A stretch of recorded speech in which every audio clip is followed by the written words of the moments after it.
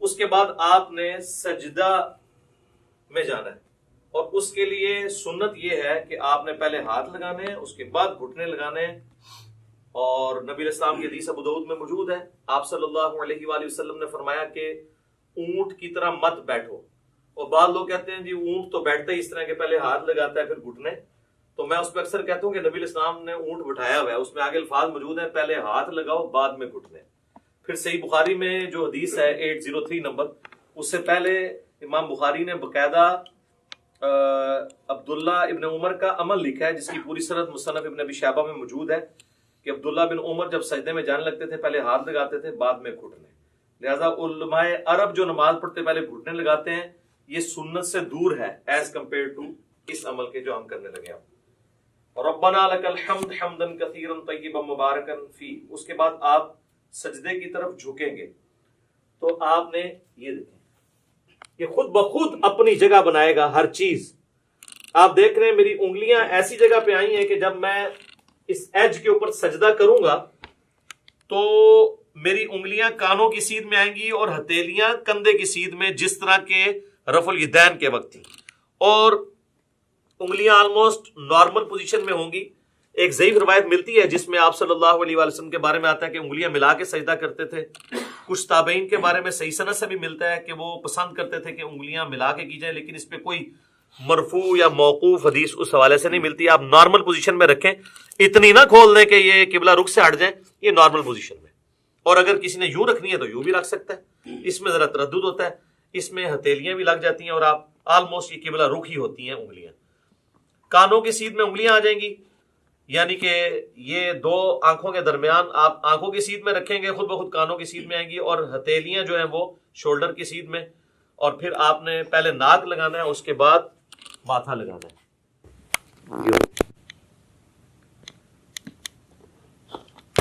اسی حالت میں سجدے کی تسبیحات آپ نے پڑھنی ہے، سبحان ربی الاعلی، یا باقی تسبیحات انشاءاللہ پڑھ کے بتا دوں گا۔ اور پاؤں کی انگلیاں قبلہ رخ ہونی چاہیے، دونوں ایڑیاں آپس میں جڑی ہوئی ہوں،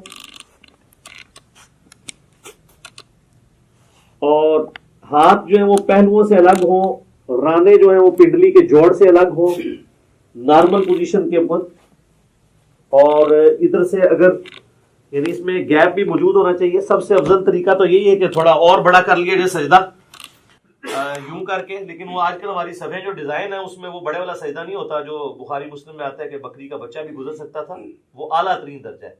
جس چیز سے منع کیا گیا نا وہ یہی ہے کہ آپ نے، بخاری مسلم میں آتا ہے کہ کونیاں زمین پہ کتے کی طرح نہیں یوں بچھانی، اور ظاہر ہے اس حکم میں مرد و عورت دونوں ہی شامل ہیں نماز کے طریقے کے اعتبار سے، تو اس کو اٹھا کے رکھنی ہے اور پہلوؤں سے الگ رکھنا ہے، پیٹ سے نہ ٹچ کریں، پیٹ جو ہے وہ یہ رانوں سے الگ رہے، اور ران اور پنڈلی کا جوڑ جو ہے یہ الگ الگ رہے۔ اس حالت میں آپ نے سجدہ کرنا ہے۔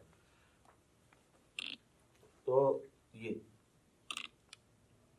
اس کے بعد اللہ اکبر کیا ہے کہ آپ نے جب بیٹھنا ہے تو آپ کی پوزیشن کیا ہونی چاہیے کہ آپ یہ انگلیاں قبلہ رخ ہوں، یہاں پہ بھی نارمل، یوں کرنے کی ضرورت نہیں ہے، نارمل رکھیں جہاں آپ کو آسانی رہتی ہے۔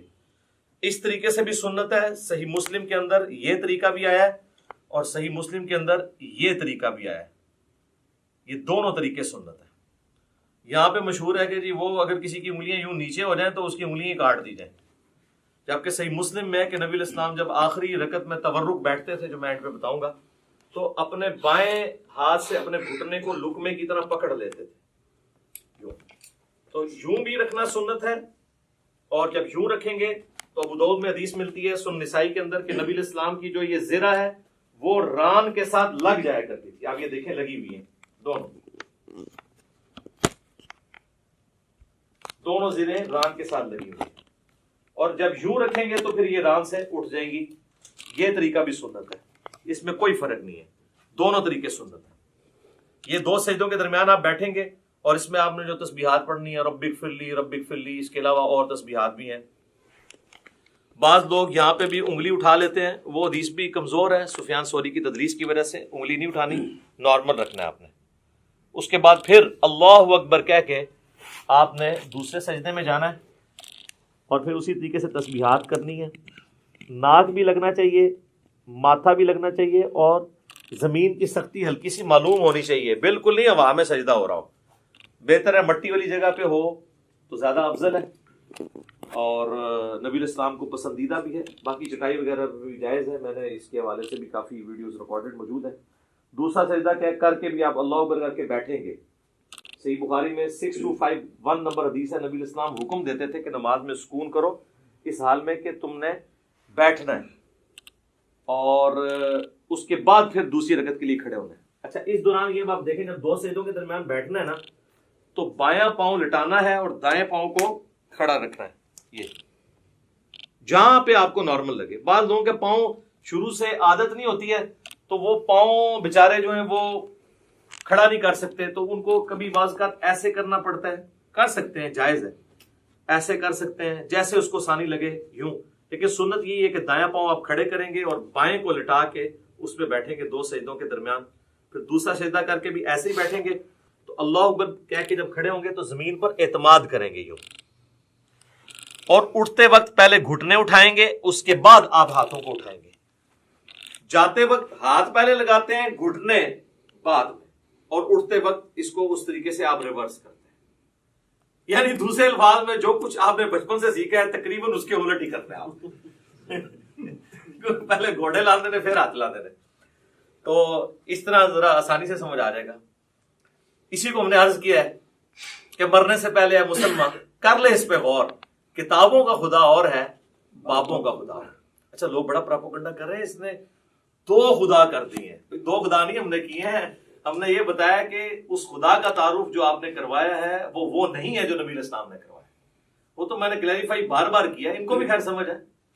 تو یہ کتابوں کی نماز آپ کو سکھا رہے ہیں جو نبی علیہ السلام نے امت تک، صحابہ، اہل بیت، تابعین، تبع تابعین کے ذریعے ہم تک پہنچائی ہیں الحمدللہ. ایک اور رفع الیدین بھی ہے جو انس بن مالک سے جز رفع الیدین میں امام بخاری نے نقل کیا ہے، دو سجدوں کے درمیان، تابعین سے بھی ثابت ہے، وہ بالکل ہم جائز سمجھتے ہیں. اب اگر کسی نے وہ کرنا ہے، ہمارے اہل تشیع بھائی کرتے ہیں، تو پہلے سجدے سے آپ اٹھیں اللہ اکبر کہہ کے، یہاں پہ بیٹھے رب اغفر لی رب اغفر لی اللہم اغفر لی وارحمنی واہدنی وعافنی وارزقنی. اس کے بعد آپ نے یوں کرنا ہے اللہ اکبر، اور پھر دوسرے سجدے میں جانا. تو یہ طریقہ بھی درست ہے کیونکہ صحابہ کرام سے ثابت ہے. لیکن اکثر احادیث سجدوں کے بغیر رفع الیدین والی ہیں. یہ اکثر لوگ کہہ رہے ہوتے ہیں سجدوں میں بھی ہے، تو ہم تو سجدوں میں بھی قائل ہیں، میں تو سجدوں میں بھی کر لیتا ہوں، ارسال الیدین سے بھی نماز پڑھ لیتا ہوں، وضع الیدین سے بھی پڑھ لیتا ہوں. اس میں کوئی فرق نہیں ہے، جو سنت طریقے ثابت ہے. جب آپ جماعت سے نماز پڑھ رہے ہوتے ہیں اس میں آپ کو تھوڑی نرمی کا مظاہرہ کرنا پڑتا ہے. اب یہ لوگ کہتے ہیں جی وہ ہاتھ پھیلا کے یوں اس طریقے سے سجدہ کرنا ہے، لیکن سر سنن ابی داؤد میں، سنن نسائی میں یہ بھی حدیث ہے کہ اپنے بھائیوں کے لیے جماعت میں نرم ہو جاؤ. جب آپ جماعت میں نماز پڑھ رہے ہوں گے پھر آپ نے یہ والا سجدہ نہیں کرنا.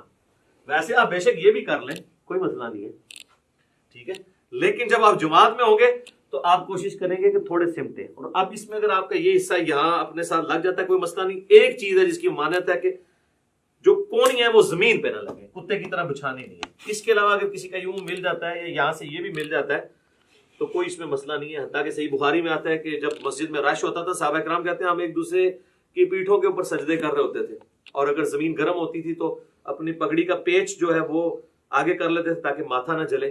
تو وہ اتنا کوئی ایشو نہیں ہے. ایون بخاری مسلم میں آتا ہے کہ نبی علیہ السلام نے قیام جو ہے اور رکوع جو ہے وہ ممبر کے اوپر کیا ہے، اور سجدے کے لیے ممبر کی سیڑھیاں اتر کے تو نماز پڑھی ہے. یہ فرض نماز کی بتا رہا ہوں، چونکہ ہمارے معاشرے میں ساری چیزیں معیوب سمجھی جاتی ہیں.